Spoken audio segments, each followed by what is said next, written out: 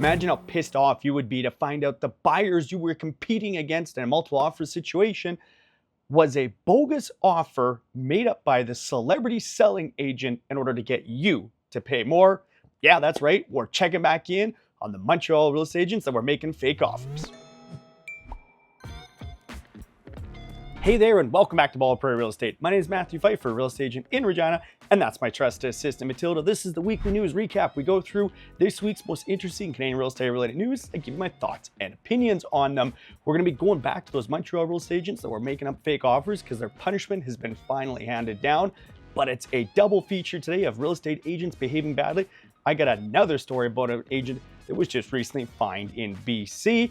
But of course, let's start this off with another one of my terrible bad dad jokes and then get into it. What do you call a medieval spy?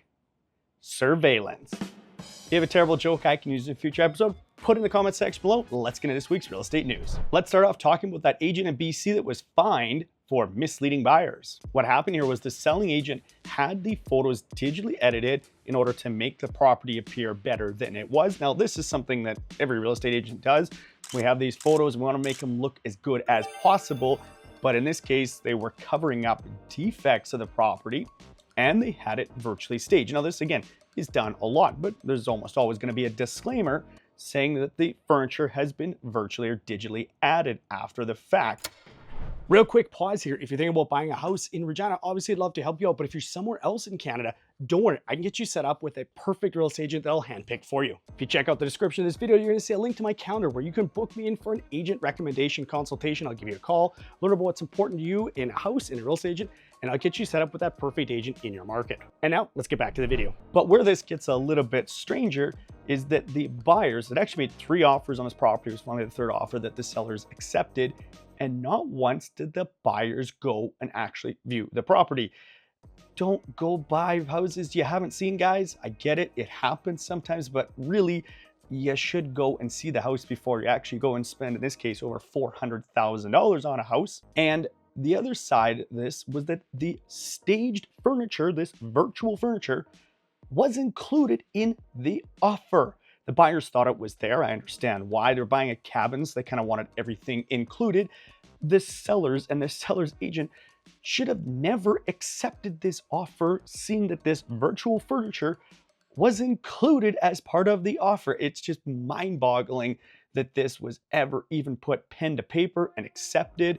I guess a lot of lessons to be learned here. If you're going to virtually stage your photos, it should be disclosed. You shouldn't be editing up photos, hiding deficiencies in the property. All this seems self-explanatory here.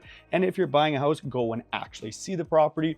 In this case, the real estate agent was fined $6,000 for this infraction. I'm actually surprised it wasn't more than that and maybe a suspension license, but hey, I'm not the BC regulator. Let's take a look at the best mortgage rates available. And some of these have come down after the Bank of Canada's rate announcement last week that of course impacted variable rates right away. Fixed rates generally lag a little bit behind that. And as I always say, the best rate isn't necessarily the best mortgage, and mortgage rates do vary province by province as well, but let's get into it here. Starting off with insurable mortgages, the best 3-year rate was through Radius, 4.44%, a little bit of a drop from last week. The best 5-year was 4.24, also through Radius, and a small drop from last week. 10-year, the best national I could find was through First National at 5.8%. And when it comes to 5-year variable rates, First National was the best at 5.50% for an adjustable rate mortgage and 5.3% through Manulife for a static variable. For uninsurable mortgages, the best 3-year was 4.79 through Desjardins. The best 5-year was 4.59%, also through Desjardins, and that is lower from last week. The best 10-year, again through Desjardins, 5.19%, and a drop from last week. On the variable side of things, 5.6 through Desjardins. They are killing it right now with some really good rates, although it's a very restrictive mortgage. Be careful on that one. And the best 5-year static variable, 5.74 through TD, and that's unchanged from last week. When it comes to the big 5 banks and the best 5-year fixed rate insured mortgage, RBC has the best rate now at 4.54%. That's a drop from last week. TD is at 4.59, also a drop from last week. CIBC is 4.64, that's unchanged. Bank of Montreal, 4.67, also unchanged.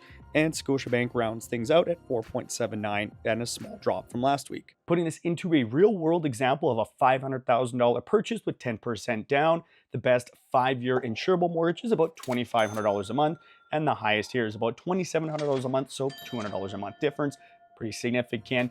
If you're looking at comparing the best Big 5 bank to the best monoline lender, again, about $100 a month difference over the course of an entire 5-year term, that's $6,000. Very significant. Always shop around, try to get the best rate available. Make sure you get the best mortgage though, even if it's not necessarily the best rate available. Next up is a house that's for sale in the United States, but you're gonna love this. Okay, going outside of Canadian real estate here for this one, but it's just too funny to not talk about it here. It's a house down in the United States in California where a tree fell down and crushed half of the house. And so they're getting clever with the marketing, and I have to appreciate this. They're saying things like, hey, it's an open concept, or it's a half a house for $500,000. I love it. Hey, it is what it is. They're being completely transparent and open and honest of what actually happened to this house. Of course, even if it was finished, it's probably not $1 million house from my understanding. You know, a brand new infill house just down the street sold for $1 million. So it's probably not really a $1 million house to begin with, unless of course you're in Toronto and it's probably worth $2 million. In Vancouver, it's probably worth $3 million. Now let's dig into the national rent report. Looking nationally, average asking rent according to rental.ca, again, almost $2,200. That has been flat for a number of months in a row. But of course, looking at it nationally never tells you the true story. Just like looking at the quote-unquote national real estate market doesn't exist in the purchase side and in the rental side. You look at Toronto and Vancouver, some of the most expensive places in Canada to rent, whether it's 2-bedroom, 1-bedroom, doesn't matter. It's all the most expensive place in the country. Well, they're seeing 6, 7, 8% declines year over year, and that's been continuous for a number of months in a row. And then on the flip side, Regina, Saskatchewan, Edmonton, Calgary, Winnipeg, all those cities in the prairies are seeing 10 to 15% year over year increases. So nationally, those kind of balance each other out. But just like I say about our real estate market, whether it's on the purchase side or on the rental side, there is no national market. You need to look at your specific market, because what is happening in one part of the country likely isn't being replicated across the country. So go through, dig through this report. I'll put it in the description below so you can go through it and see how much the price of rent has gone up in the market you're looking at. Now we're going to follow up on the 2 Montreal real estate agents that were making up fake offers. Back in January, I talked about real estate agents in Montreal that were making up bogus offers in order to drive up the final sale price and create fear amongst the buyers, resulting in that higher price. Well, they were found guilty, and now we know what the punishment is. They were given $50,000 and $10,000 fines respectively. I think those should be higher personally. And they were given suspensions of 14 and 9 years respectively, which effectively ends their real estate careers. Personally, I'd like to see them just say, no, you can never sell real estate again.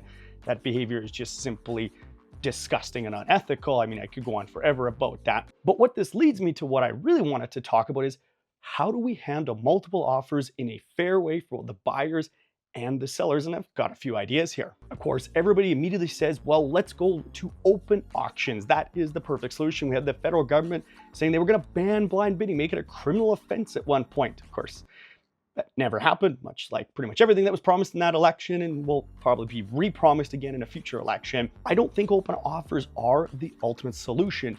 You as a buyer, of course, will feel better because you know what type of offer you're competing against in terms of price. But is it going to result in lower final sale prices? I don't think so. Every study I've read on open auctions shows that final sale prices generally tend to be higher than at sealed bid auctions. So I'm not sure that's the perfect solution. And of course, we still have this issue of bogus offers could be submitted within an open offer situation. So we need to find a way to vet and verify these offers. That's the first thing I'd like to see change, is some mechanism, and I don't exactly know what that would look like, where all offers, we know that they are true and real offers. And so you as a buyer would know, okay, I am legitimately competing against 3, 4, 7 offers, whatever it may be.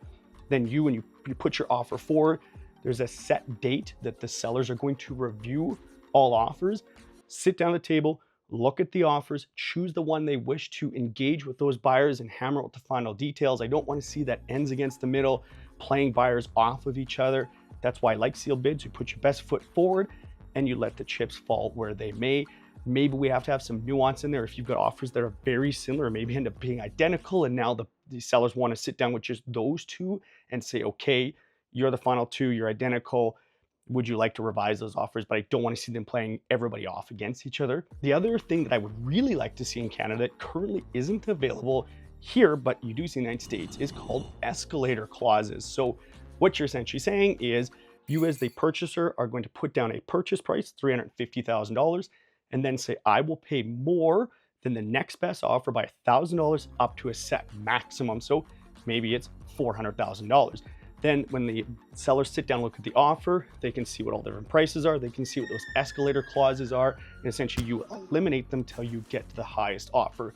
You as the buyer know you only paid $1,000 more than the next best offer. We don't see a situation where one buyer paid like $50,000 more than the next best offer and they feel ripped off, understandably so. And on the flip side, sellers know they got the maximum price for their property. So both parties are treated equally and fairly. What changes would you like to see to make the process both fair and transparent for both sides of the equation? Let me know in the comments below. And then, hey, check out this video right here. And of course, if you like this video, give this video a like. I always appreciate that. And as always, thanks very much for watching.